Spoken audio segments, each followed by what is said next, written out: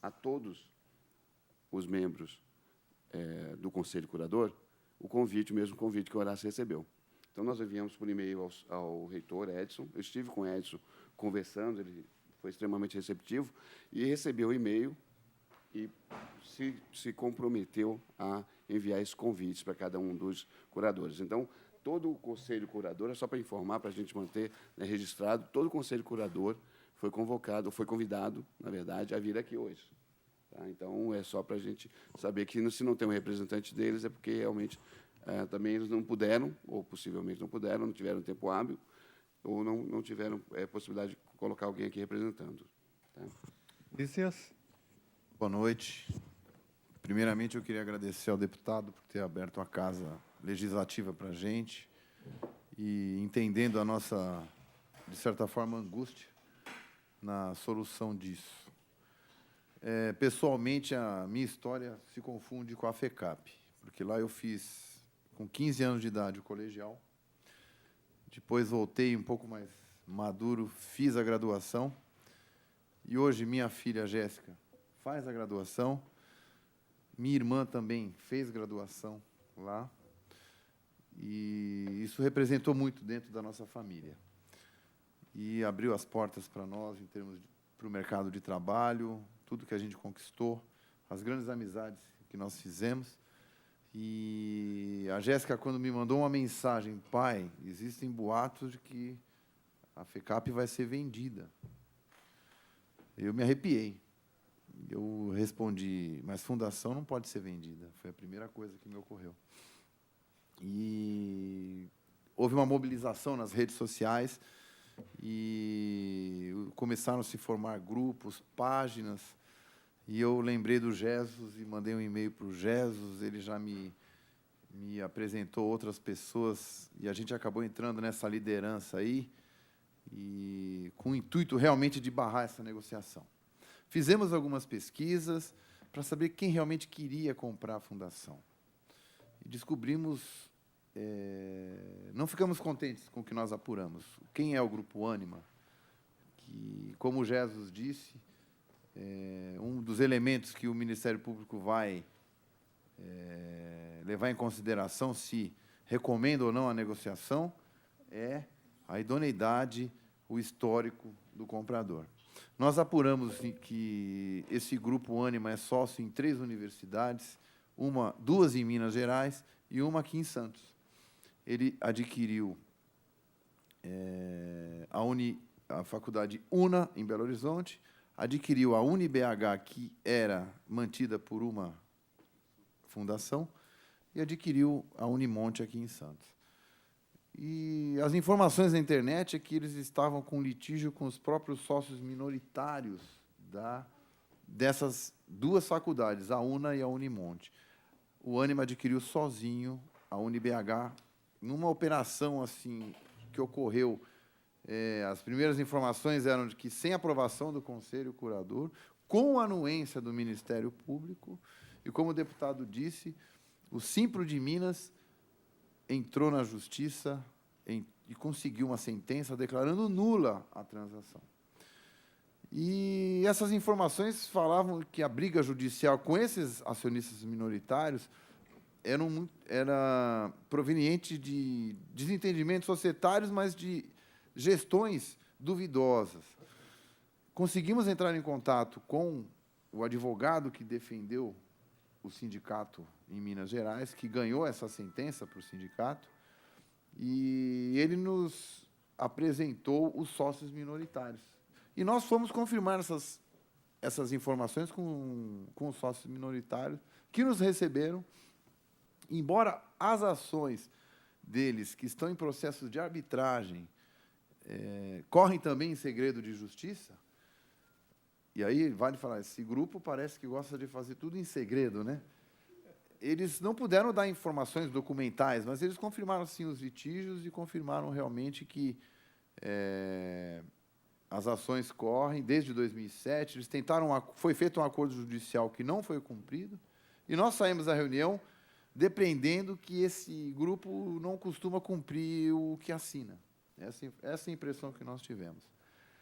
E, na nossa pesquisa, nós descobrimos que eles foram...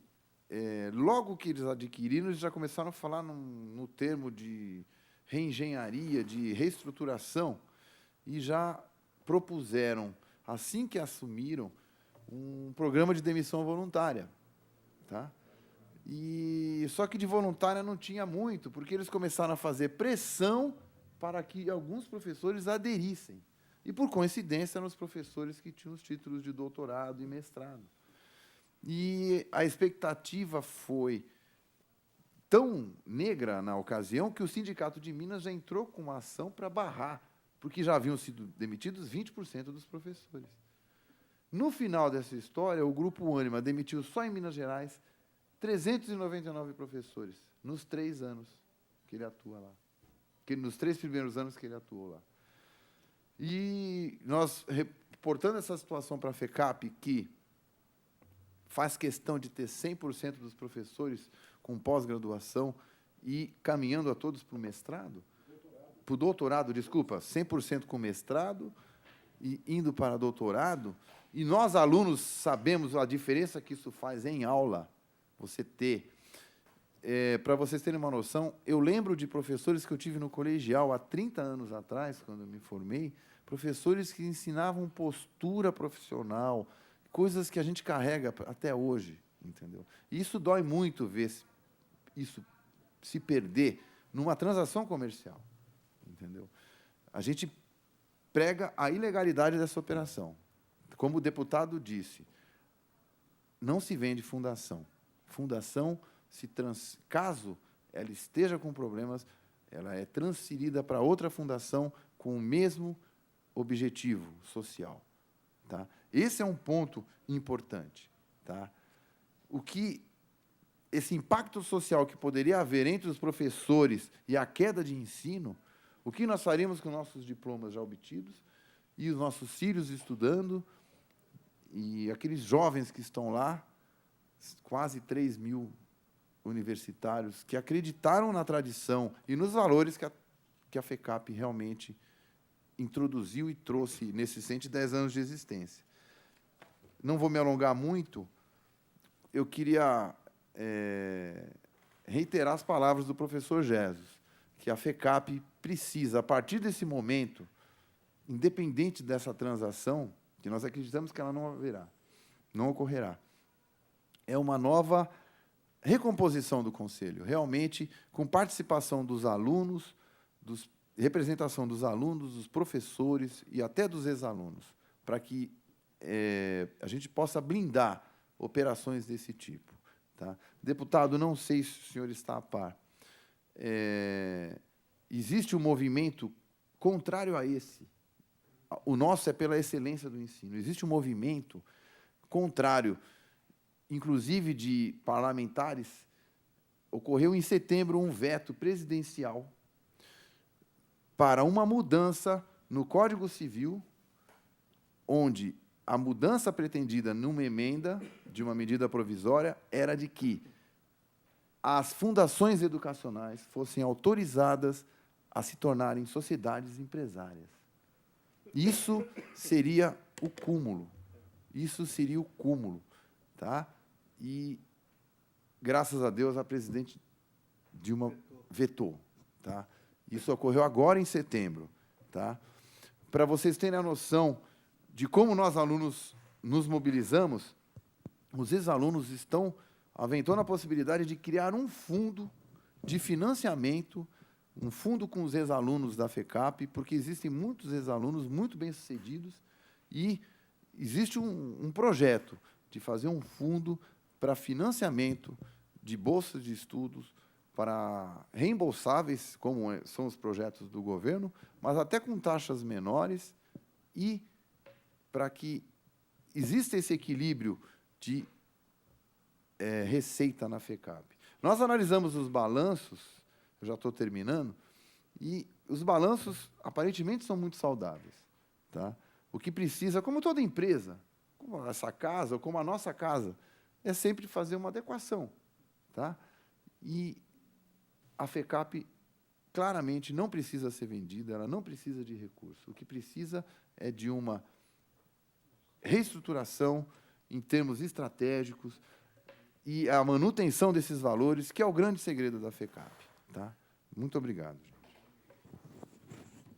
Vamos ouvir, então, agora a professora Cristiane. Alô? Bom, eu sou a professora Cristiane Benetti. Provavelmente eu não sou tão antiga na FECAP como a maioria dos membros aqui da mesa. Sou professora também, o professor Jesus está fazendo... Sou professora também na França, né? Professora da FECAP e professora lá. E a minha história em São Paulo, vocês devem perceber, sou gaúcha, né? A minha história em São Paulo, ela se confunde, realmente. Eu não consigo contar minha vida em São Paulo sem falar da FECAP. Desde que eu estive na USP para começar o meu doutorado, a FECAP abriu as portas, eu comecei a dar aula na FECAP, onde eu conheço quase todos os alunos daqui, foram meus alunos. E, desde que eu estou lá, para mim, a FECAP é uma excelência em ensino. Tem um corpo de professores extremamente coeso.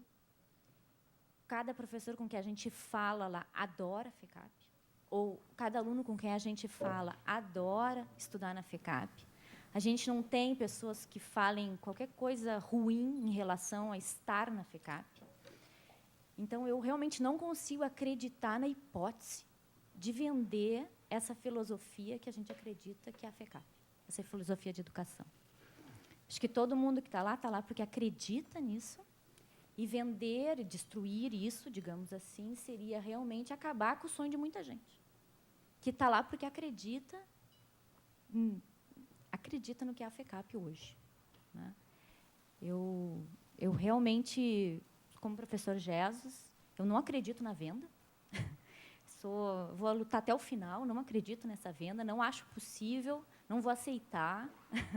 Né? Acho que não podemos realmente permitir que esse ensino de qualidade seja comido pelos gafanhotos. Né, professor Jesus? Não podemos permitir. Obrigada, pessoal. Obrigada. A palavra para o aluno, né, Carlos Eduardo. Primeiramente, queria cumprimentar a mesa, professores que eu tenho grande admiração, o deputado Carlos Gianazzi, que está abrindo a Casa do Povo aqui, tão democraticamente, inclusive a nós, alunos, que estamos tentando manter a qualidade no que a gente tem obtido na educação através do esforço e da determinação dos professores de lá e dos funcionários também, que nos têm ajudado demais. Primeiramente, assim, eu estou aqui representando a Cláudia Amaro, que ela é representante dos alunos, porque nesse momento está acontecendo uma manifestação que, pelo que foi falado, está com mais de 2.500 pessoas na porta da instituição, com carro de som, realmente puxando a emoção dos alunos para que isso ocorra um movimento pacífico, mas para que isso ocorra de uma forma contundente, para que a sociedade tome conhecimento do que está acontecendo. Eu, como aluno, fiquei tão indignado quando soube disso também, que corri, por já ter feito estágio em Direito, e ter feito Direito até um certo ponto, eu corri até o Ministério Público para saber se existia algum procedimento. Quando cheguei lá, me deparei com um assistente do curador de fundações, que foi muito solícita, só que me falou que não podia me dar informações, a não ser que eu fizesse uma petição e que o curador aprovasse. Eu falei, mas o processo não é público? Ela falou, não posso nem te dar informações se existe um processo. Então, eu suspeitei que existia um processo em sigilo pelo jeito que ela me passou essa informação, correndo até a sala da ordem com minha noiva, que era advogada, e preparando uma petição imediatamente, pedindo informações, e que, se houvesse algum procedimento requerendo a venda, que já me punha como aluno, como parte interessada, representando contrariamente. Esse documento foi analisado pelo promotor, que instaurou um novo inquérito de apuração de eventuais denúncias, porque havia já uma outra petição lá que, apesar de estar apócrifa, também fazia denúncias, inclusive, de corrupção. que existiam. Isso foi o que eu li hoje, inclusive, no processo. E, assim, eu pedi vistas do processo, que me foi dado as vistas do que a gente juntou. Porque, assim, após esse incidente, eu passei a comentar com os meus colegas que, assim, foram surgindo até lideranças naturais e os próprios representantes de sala foram formando um corpo de alunos preocupados com isso. Porque o próprio presidente do conselho emitiu um e-mail para todos os alunos falando que havia algumas propostas, mas que, como a carta que endereçou ao deputado, mas que ainda até agora não estava decidido nada. Quer dizer, quando uma coisa não está decidida, quer dizer que ela está aberta. Então, infelizmente, eles também nos ensinaram lógica, e isso depois muito contra eles, que fez com que a gente tivesse um conceito e uma ação clara de saber que, se ele abriu esse caminho dessa forma, ele abriu uma negociação. E aí, o que a gente pensou? É impossível uma pessoa vender uma fundação. Por quê? Tem o artigo 69 do Código Civil que diz que não se pode, tornando-se lícita, impossível, inútil a finalidade que visa a fundação, ou vencido o prazo de sua existência, a FECAP não tem prazo de existência, o órgão do Ministério Público ou qualquer interessado lhe promoverá a extinção, incorporando-se ao seu patrimônio, salvo disposição encontrada ou ato constitutivo no Estatuto ou em outra fundação designada pelo juiz que se proponha a igual fim ou semelhante. Ou seja, só por decisão judicial poderia se incorporar, porque a fundação é a pessoa de um patrimônio, é um patrimônio dotado de personalidade jurídica. Esse patrimônio não pode ser aviltado ou incorporado ao patrimônio de uma outra pessoa, a não ser que seja por decisão judicial. Isso é o que consta no artigo 69. E, no mesmo sentido, também temos o artigo 1204 do Código de Processo Civil, que diz que a qualquer interessado ou órgão do Ministério Público se promoverá a extinção de uma fundação quando se tornar ilícito o seu objeto. Que eu saiba, a educação nunca esteve mais lícita. For impossível a sua manutenção. O próprio presidente do Conselho, ele expressa na reunião que teve com o Consune que não é que a fundação esteja passando por problemas, é que o mercado pode mudar, e que isso poderia causar algum efeito deletério no caixa da fundação. Ou seja, não há impossibilidade de manutenção. Ela é presente com um processo de caixa independente de alguns investimentos de promoção, e ela está com tanto prejuízo que ela construiu um teatro. Pasme, deputado, ela construiu um teatro imenso, muito bonito, muito saudável também, anexo e com um prédio novo. Quer dizer, uma instituição que tem prejuízo não constrói coisas novas, ela definha, e não é o caso da FECAP. E também está falando que o outro único método de se extinguir uma fundação é quando seu prazo de existência vence. Também não é o caso. Então, assim, pela legalidade, seria impossível. Pelo que foi falado, a estratégia seria vender apenas o centro universitário, como se fosse uma empresa a qual a fundação mantém apenas. Mas não é o caso, porque a fundação ela tem o fim imutável de manutenção do ensino em todos os graus. Ela não pode, pura e simplesmente, dizer que isso é uma empresa à parte que ela tem ou são algumas cadeiras velhas que ela resolveu pôr à venda. Isso é o fim da fundação, não é o acessório dela. Então, a nosso ver, o nosso apelo é para que o Ministério Público analise isso com todo o cuidado que o caso requer e conceba que a fundação, independente da alegada mudança do mercado, que a fundação tem caixa, é uma fundação que trabalha há muito tempo no verde, não no vermelho, e que ela vai se manter assim por tempo indeterminado, independente da análise de mercado do nosso presidente de conselho. E, finalmente, só para acabar, a minha explanação seria o seguinte: nós, deputado, não sei se o senhor tomou conhecimento, alunos, fizemos um abaixo-assinado via internet, num movimento denominado Movimento Popular, que tomou um vulto enorme, denominado FECAP para Sempre. Nesse movimento, na internet, na data do protocolo da minha petição, há 5 dias atrás, já tinha mais de 3.100 assinaturas, com 1 semana de existência.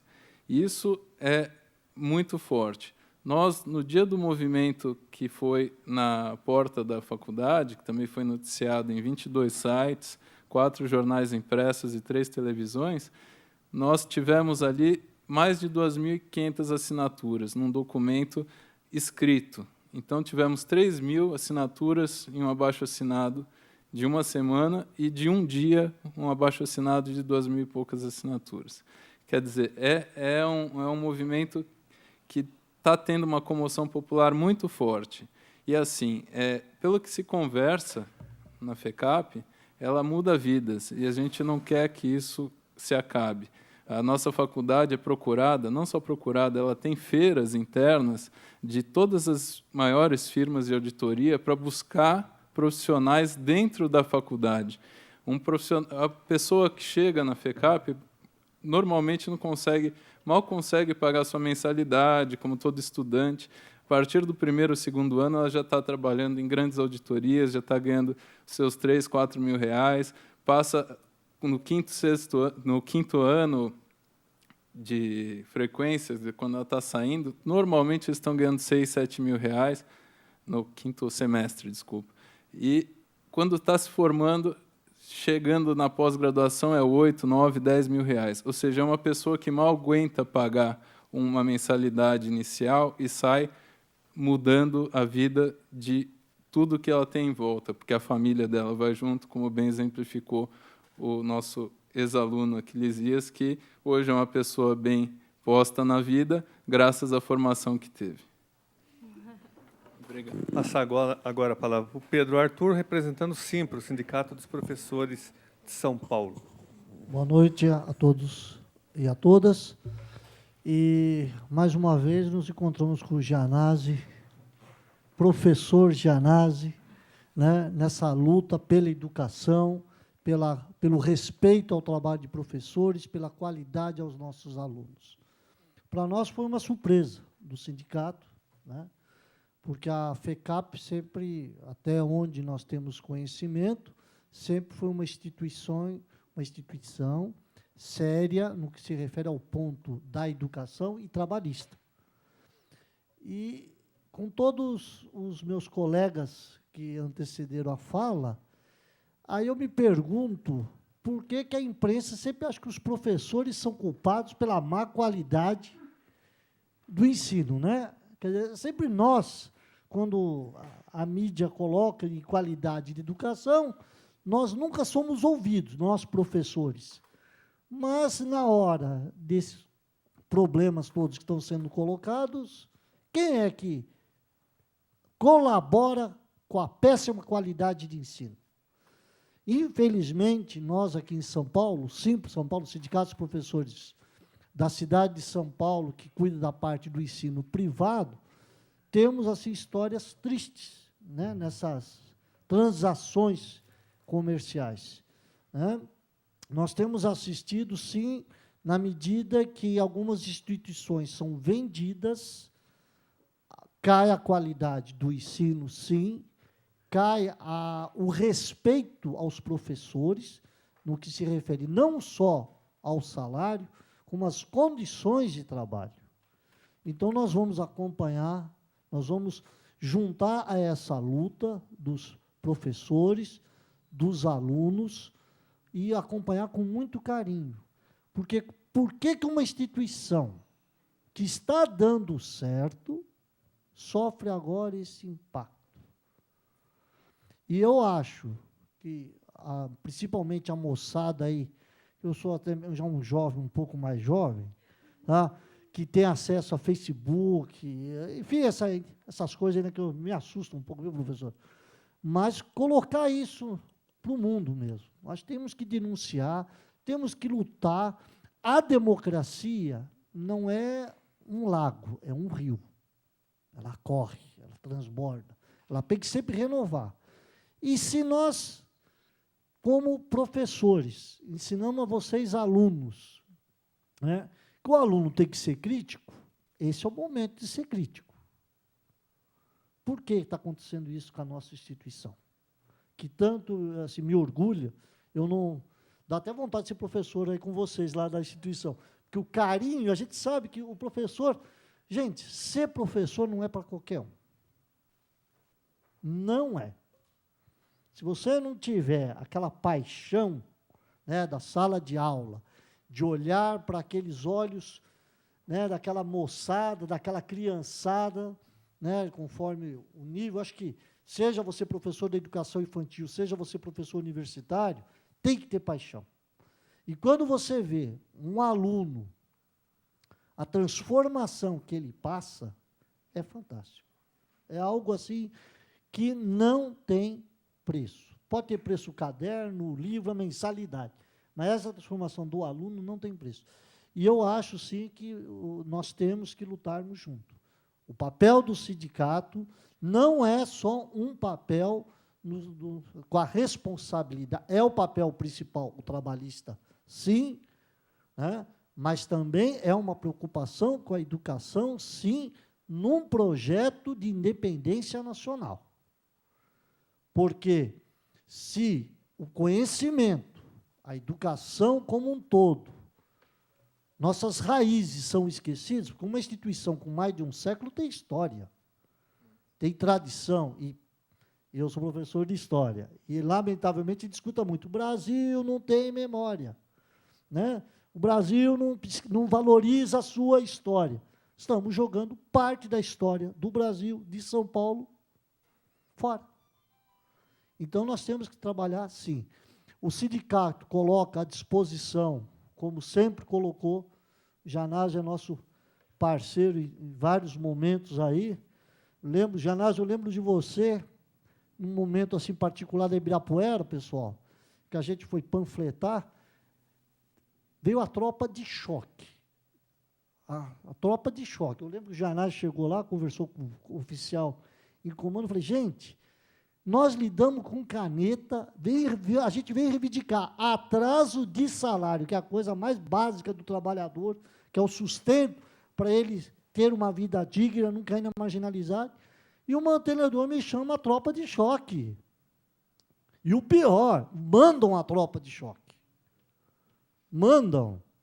Aí eu acho que o Janásio, o Janásio moço falou, pessoal, isso aqui é a turma que usa caneta, ninguém que está para brigar. E os oficiais deixaram só uma viatura tomando conta, a ordem pública, aquela coisa toda. Mas você vê como nós somos tratados. A gente que tem um trabalho aí, né, porque é um negócio impressionante, o sujeito não paga salário, né, e é uma coisa que eu não entendo, eu tenho dificuldade de entender, como é que numa instituição privada, onde alunos pagam mensalidade, e aí nós, o sindicato, escutamos que o professor está com o salário atrasado porque não tem receita. Explique. Então, são coisas, forças ocultas, não sei, essas coisas aí. Mas a gente tenta, na luta, vamos continuar lutando, sim. Eu acho que a gente não pode, esse trabalho maravilhoso, mobilização, eu acredito nesse tipo de esforço, mas também digo para vocês o seguinte, uma vez um aluno me passou isso, eu tenho uma coleçãozinha de algumas frases que eu acho que são interessantes termos. Eu prefiro as lágrimas da derrota do que a vergonha de não ter lutado. É isso que eu tenho a falar. Pessoal, eu queria agora franquear a palavra a vocês, mas só uma preocupação, me parece que está tendo, então, essa manifestação lá agora, talvez nós pudéssemos colocar um limite de tempo aqui, porque tem gente querendo subir lá para a manifestação. Então, nós poderíamos aqui dar 10, 15 minutos aqui de discussão ainda, para fazer o encaminhamento e liberar vocês para irem participar do movimento. Então, quem gostaria de fazer... Inclusive, o senhor está convidado. Sem dúvida, eu vou também. Então, eu quero abrir a palavra. Alguém gostaria de fazer alguma observação? Professor? Bom, sou o César Guimarães, sou professor da FECAP, assim como o Jesus também. Sou membro eleito do Conselho Universitário como representante dos professores. Eu não compactuo